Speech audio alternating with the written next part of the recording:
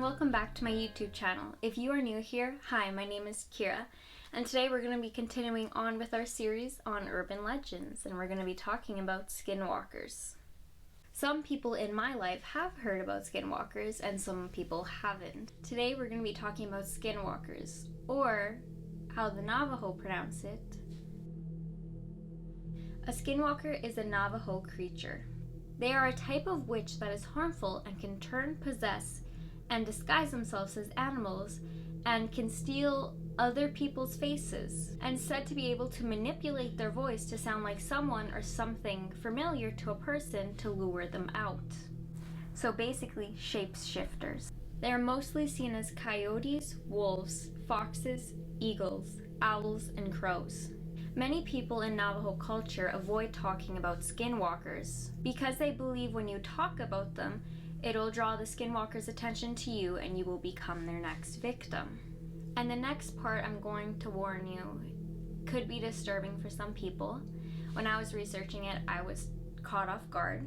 To become a skinwalker, a medicine man or woman has to kill, and in most cases eat somebody that means the most to them, which means family members, friends, partners, which is disturbing in itself. This turns them more into a beast than a man, stripping them from their humanity alongside their humility. Once a skinwalker, you will always be one unless you are killed. And from what I saw when I was searching up skinwalkers was the only way to kill a skinwalker, or one of the only ways, is to address the skinwalker by its original name. When skinwalkers are in human form, they do seem to have human-like eyes, but many people can tell the difference and point out who is a skinwalker because even though their eyes look normal, they have an animal-like glow to them. Like when you shine a light on an animal's eyes, it has that reflection. They are also extremely fast and can run very long distances, running over 200 miles in one evening.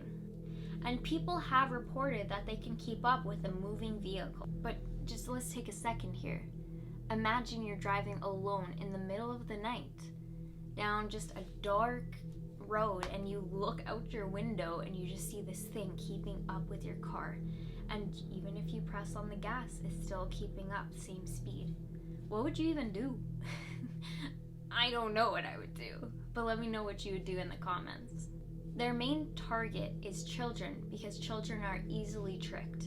And what kid wouldn't answer or go to someone or something that was calling them, especially if it sounds like the child's mother? Going back to them being able to manipulate their voice, they can do this in any form, whether it's in the shape of a dog or an eagle or even a person. They can do a voice of a family member or even an infant crying to lure you out into the woods or just out of your house, because a skinwalker cannot enter your house unless they are invited in. Oh my god, I forgot to move Tiffany.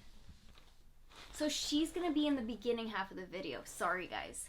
If you're scared of dolls, I'm so sorry, but last video was related to dolls, so okay, moving on. In rare cases, they have the ability to hypnotize you, or so people say.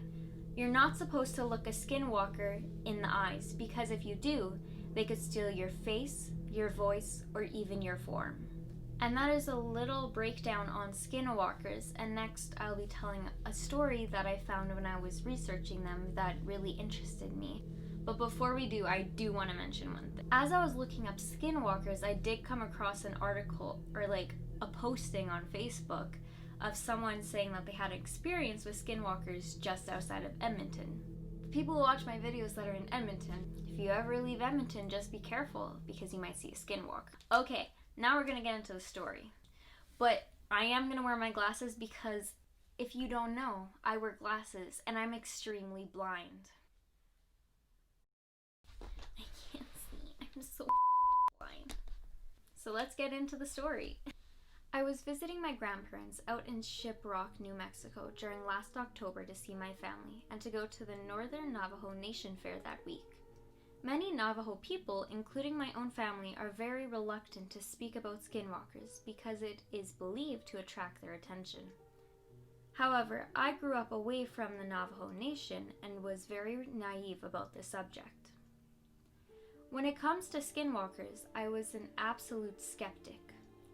My mom used to tell a story of how back in the 80s, when she lived with her siblings and my grandparents, still in Shiprock, but on the southern outskirts, about how she and my aunt saw a skinwalker just outside their driveway under a streetlight. She described it as a black dog with dirty fur and a twisted noodle-like front leg, and these unnatural eyes with a soft, burnt orange glow. Me, being my own closed-minded self, doubted every word, but I never said my doubts aloud. But these doubts totally changed last year when I went to my grandparents' house. Me and my family had just finished going to the carnival at the Navajo Nation Fair and called it a night. When we got there, it was about 9 at night, where we stayed up until about 2 catching up about family affairs and the local news. It was during that time that I just decided to open my mouth and blurt out the question, "Hey, are skinwalkers real? Guys?" I asked. "You shouldn't be speaking about that," my grandma said with almost a disturbed yell in her voice. So she and my grandfather both decided to go to bed. After being scolded by my mom, one of my aunts chimed in with a very cautious tone and said, "They're real, all right. Had a few of them screaming outside my trailer in Farmington just a few nights ago. Your cousin had nightmares the whole night and woke up crying that morning." Not wanting to push discomfort any further, we all decided to go to bed. Now, the trailer home is pretty old, and it was a really nice night, so we slept with the windows open with screens to prevent bugs coming in. Everyone had drifted off to sleep except me, because my mind was still going a million miles a minute about skinwalkers and wondered if I ever encountered one while being here on the reserve. As a kid, I was told it was taboo to think about skinwalkers because it could still call their attention. That was when shit hit the fan. Just as I was settling and finally getting relaxed for sleep, I started to hear something moving outside. I get up from the couch and start wandering over to the kitchen window. In the trailer, all of the rooms have the lights out, so the only visible light that can be seen is from the porch light out front. I was thankful for this, because I told myself if it really was a skinwalker outside, then hopefully it wouldn't notice me seeing it. So I mustered up the courage and took a quick scan of outside. From the porch light, all I could see was the dusty ground and the vehicles that my family drove along, with some old metal trash cans that stood beside the road. Looking for about a good 5 seconds, I wasn't able to see anything, so I was getting ready to turn around and walk back to my bed, thinking it was just a stray cat or something. Only having taken 2 steps, I hear what sounded like a distorted scream coming from outside. Definitely close by. Fear rising, I look outside again, and there, I see it. A coyote-like figure was staring at my direction from behind the cars, just outside the reach of the porch light. Only it looked awfully wrong and gave off an evil vibe just from seeing it. It was gray with very disheveled hair and a horrific orange-red soft glow coming from its eyes. I noped the hell out and ran back to the bedroom. It was at that moment I had begun to also notice an awful stench in the air that smelled like rotting meat. I started trying to wake up my mom, who was like, "Oh my god, it's 3 in the morning. What do you want?" I immediately began in a shaking voice, "There's something scary outside."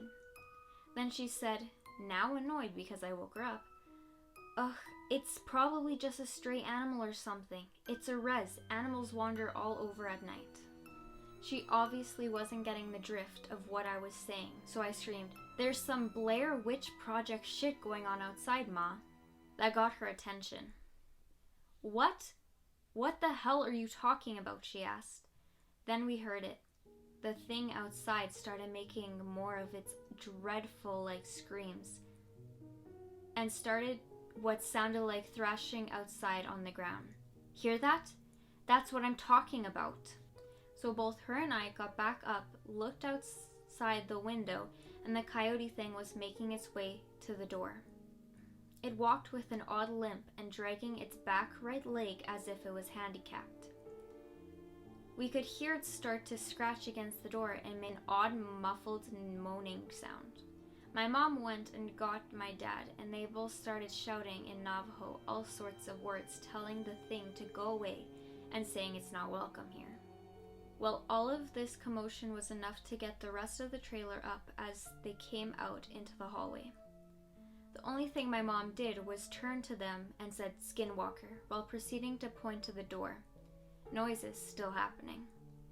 Apparently, they already knew what to do, as my grandfather got out his handgun from a drawer and a bag of ashes.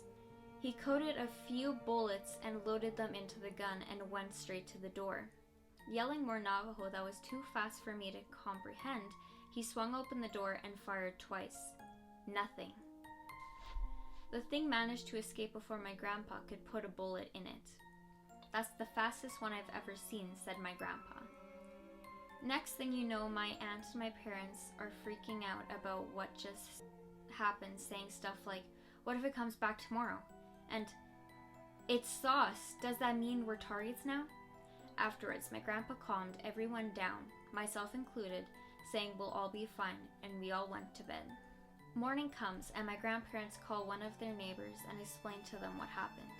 Apparently, one of them was a medicine man who used to partake in ceremonies, a Navajo ceremony used for healing and curing sickness, and he came over and blessed each family member and the grounds outside. Today I'm very convinced that what I saw was a skinwalker.